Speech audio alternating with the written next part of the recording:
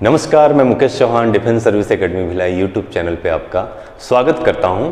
हम पढ़ रहे थे प्रॉफिट लॉस, जिसका आज हम पार्ट 7 करने वाले हैं। इसके पहले हमने पार्ट 6 किया था, जिसमें मैंने आपको होमवर्क दिया था। तो सबसे पहले जो 6 लोगों ने कम समय के अंदर जवाब दिया है, उनके नाम है कंचन सिन्हा।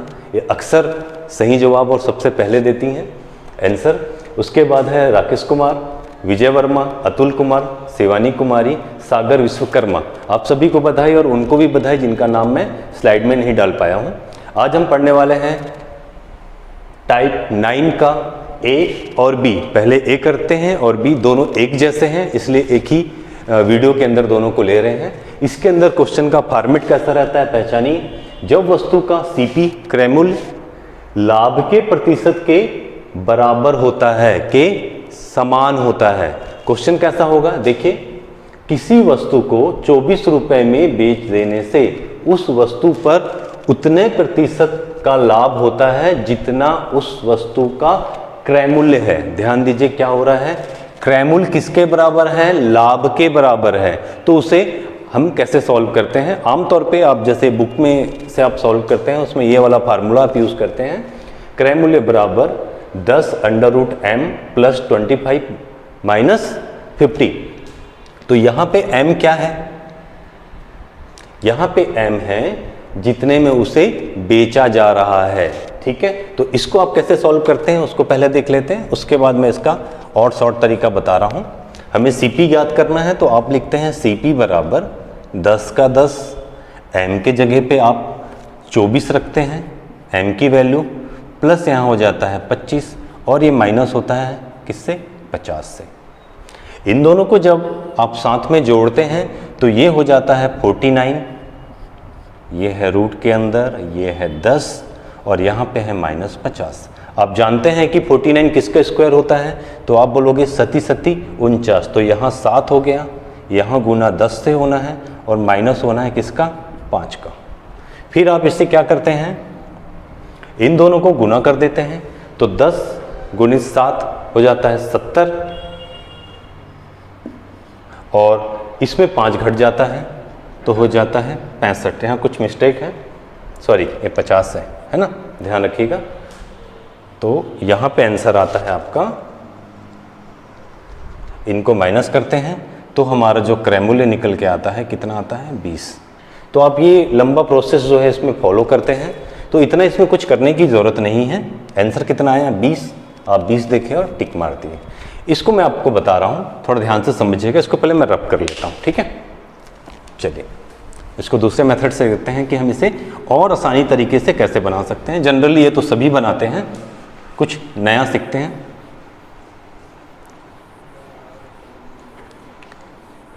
देखिए इसके अंदर होता यह है कि यहाँ पे जो 10 है इसका कुछ कारण है, फार्मूले में 10 डाला गया है, इसका कुछ कारण है।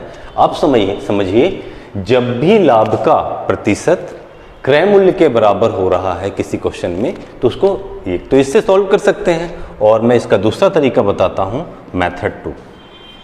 ठीक है, आप क्या करिए, कोई भी ऐसी संख्या सोचिए जिसको अगर हम माइनस करते हैं तो 10 आना चाहिए। जैसे कि मैं यहां से शुरू करता हूं, अगर मुझे माइनस करके 10 लाना है तो मुझे 10 से बड़ी संख्या लेनी पड़ेगी। मतलब 11 में मैं 1 का माइनस करूंगा तभी 10 बनेगा। ठीक है, उसी तरह 12 में अगर मैं 2 माइनस करूंगा तभी 10 बनेगा। और क्या हो सकता है 10 लाने के लिए, आप बोलोगे सर 13 में 3 माइनस करेंगे तो 10 बनेगा।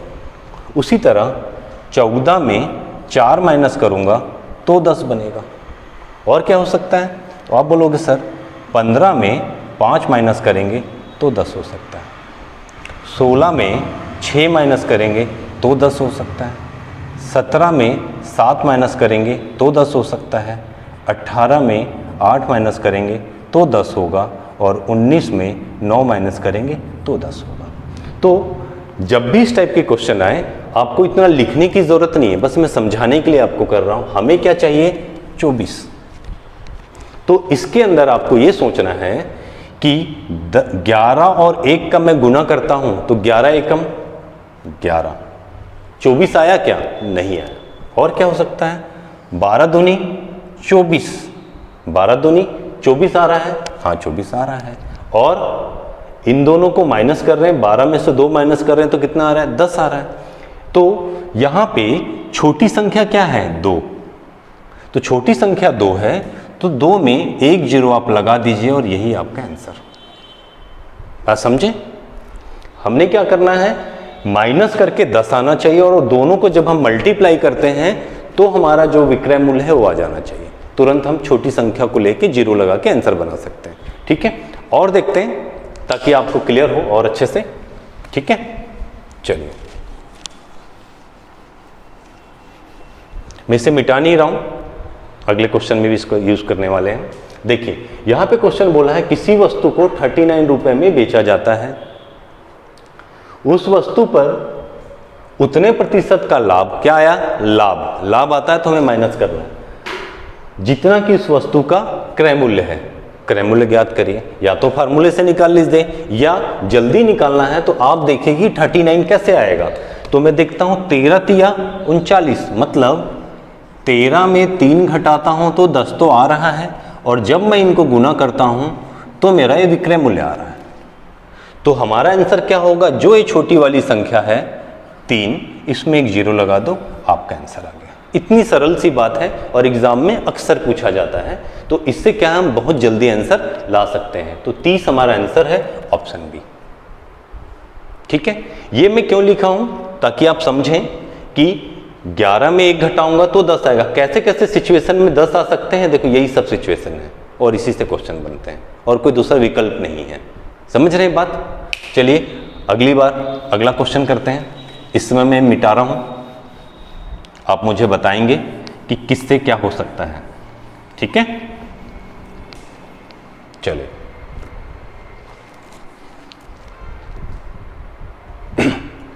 चलिए जल्दी से बताइए, मैं नहीं बताऊंगा।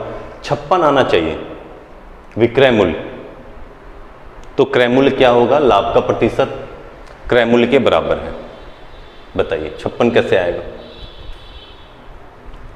अगर मान लो ये लिखा नहीं है आपके पास तो आपको सोचना कैसे है, जल्दी जल्दी सोचना है। ठीक है, आप सोच सकते हैं कि 12 में 2 माइनस करता हूं तो 20, 12 दूनी 24 होता है, 12 गुनी 2 कितना हो रहा है? 24।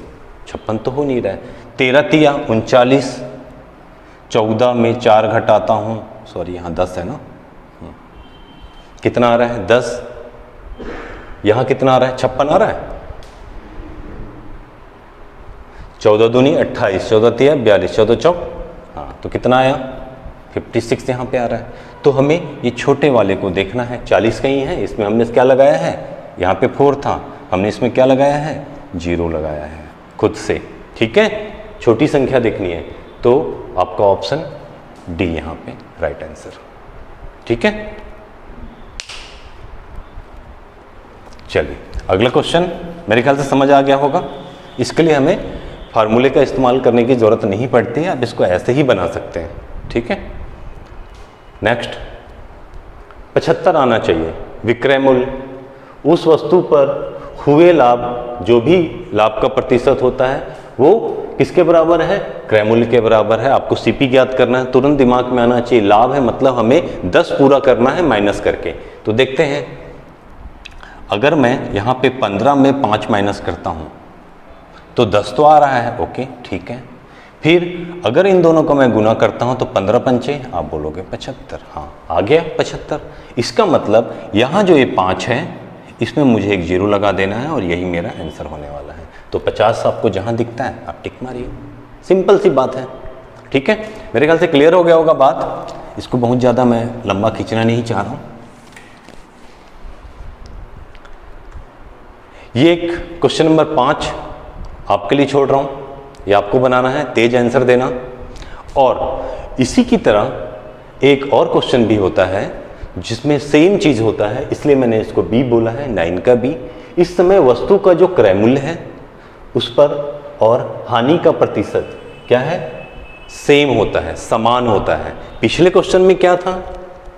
यहाँ पे लाभ का प्रतिशत था इस बार क्या है, हानि का प्रतिशत है। तो इसको आप कैसे सॉल्व करते हैं, आप इसको बुक से इस फार्मूले में बैठाते हैं, इसके अंदर आप 10 सेम रखते हैं, 25 है, m यहाँ पे क्या हो जाता है, ये 21 हो जाता है, और इसमें 50 का प्लस कर देते हैं। तो देखते हैं इसको सॉल्व करके कि आंसर क्या आता है। ठीक है, CP बराबर 10√25। पहले बार यहाँ पे प्लस था, m यहाँ पे था और 25 यहाँ पे था, यहाँ माइनस था, और इस बार यहाँ पे क्या है, प्लस है। ठीक है, ध्यान रखिएगा। माइनस m क्या है, किसी वस्तु को 21 रुपये में बेचा जाता है, मतलब ये 21 है, और यहाँ पे प्लस 50। हमें बताया गया है कि संख्यात्मक मान क्रय मूल्य के बराबर किसका, हानि का। ध्यान रखना, पिछले में लाभ था, इस बार हानि है, तो क्या होगा। तो आप जब इन दोनों को घटाते हैं तो कितना आ रहा है, ये आ रहा है 4, ये हो रहा है 10, यहाँ है प्लस 50, ये किसका होता है, तो बोलोगे 2 का। 10 का गुणा होगा 2 से और जुड़ेगा 50 से, क्या आने वाला है, तो बोलोगे सर 10 दूनी 20 प्लस 50, टोटल हो गया सर 70। तो हमारा आंसर कितना आ रहा है, 70। तो आप यहाँ पे देखेंगे ऑप्शन ए में राइट आंसर है। पर इसको हम इस तरीके से तो बनाते ही बनाते हैं, दूसरे तरीके से कैसे बना सकते हैं, तो उसको देखिए। ये छोटी छोटी चीज़ों को सीखिए आप, आपके काम आएगा एग्जाम में, समय वेस्ट नहीं करना है। ठीक है, कई बार एग्जाम में क्या है, आप भूल जाएंगे कि यहाँ प्लस है या यहाँ माइनस है या यहाँ माइनस है, यहाँ प्लस है। ठीक है, कंफ्यूजन नहीं रखना माइंड में, आना सब चाहिए आपको, कंफ्यूजन नहीं होना चाहिए माइंड में। ठीक है, तो मैंने आपको पिछले क्वेश्चनों में ये कराया था, जब यहाँ पे लाभ था तो हम उसका उल्टा करते थे, क्या करते थे, माइनस। यहाँ पे हानि है तो हम इसका उल्टा करेंगे, क्या करेंगे, प्लस। तो यहाँ भी हमें सेम 10 बनाना है, पर इस बार जोड़कर बनाना है, हानि है इस कारण से। ठीक है, तो किस किस कंडीशन में क्या क्या हो सकता है देख सकते हैं, है ना। मैं क्या कर सकता हूं, 1 में 9 जोड़ूंगा तो 10 आ सकता है, और क्या हो सकता है, 2 में 8 जोड़ूंगा तो ही 10 हो सकता है, 3 में 7 जोड़ूंगा तो 10 हो सकता है, 4 में 6 जोड़ूंगा तो 10 हो सकता है, उसके बाद 5 में 5 जोड़ूंगा तो 10 हो सकता है। ये सब सिचुएशन है, उसके बाद सब इसका उल्टा होते जाएगा आगे। ठीक है, तो आपको करना क्या है, आपको देखना है कि आपका विक्रय मूल्य कितना दिया हुआ है, 21। ओके, जब मुझे विक्रय मूल्य 21 दिया है तो मैं देखता हूं इनको गुना करके कहीं 21 आ रहा है क्या, 9 एकम 9 हो रहा है, 8 दूनी 16, 7 दूनी 14, 7 तिया, तो बोलोगे सर यहाँ 21 हो रहा है। तो यहाँ पर बड़ी संख्या क्या है, पिछले में छोटी संख्या देख रहे थे, इसमें देखेंगे बड़ी संख्या, तो बड़ी संख्या क्या है, 7। इसका मतलब मेरा आंसर क्या होने वाला है, 70। देखो यहाँ भी 70 है और यहाँ भी 70 है। सिंपल, कुछ करने की जरूरत नहीं। अगर आपको समझ नहीं आया है फिर से एक बार मैं बता देता हूँ, इसको मैं रफ कर रहा हूँ यहाँ पे।